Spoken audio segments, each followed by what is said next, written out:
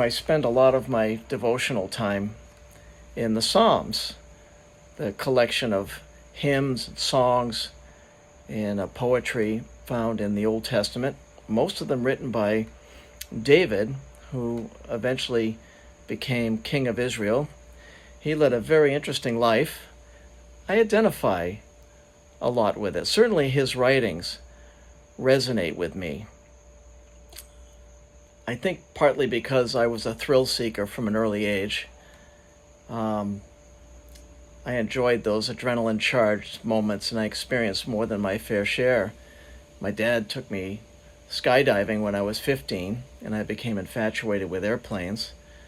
So I joined the Air Force at 17. I traveled overseas, where I learned to fly, and then came home to encounter Christ one February in the snowy woods of western Massachusetts, and that initiated a multi-year tradition of hiking for a few days in February. I went back to school, got my engineering degree, which I loved, graduated tops in my class, went to work for a technology company where I quickly realized I wasn't as smart as I thought I was. So I transitioned to marketing, business development, and I traveled widely, worldwide, through the developed world, from Singapore to Tel Aviv. Rich cross-cultural experiences. I enjoyed it very much, although it was exhausting.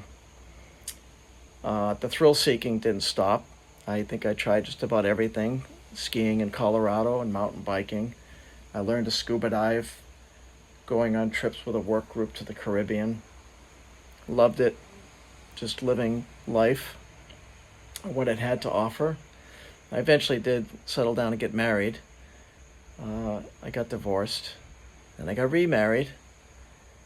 I taught our teenagers to drive in what might have been the most frightening experience of my life, with the clear exception being the night I almost lost my wife during the birth of our third child. That's where I really learned to get on my knees in prayer. I exercised my faculties by sailing, and my favorite vacation would have been to bareboat charter a 40-foot sailboat and cruise the British Virgin Islands. Just my favorite thing to do. But I found purpose in things like helping a missionary in Haiti with water projects. And I found real joy in the births of my 5 granddaughters. But I started to really find a calling when I retired from corporate life at 59 to start my own business, my third career.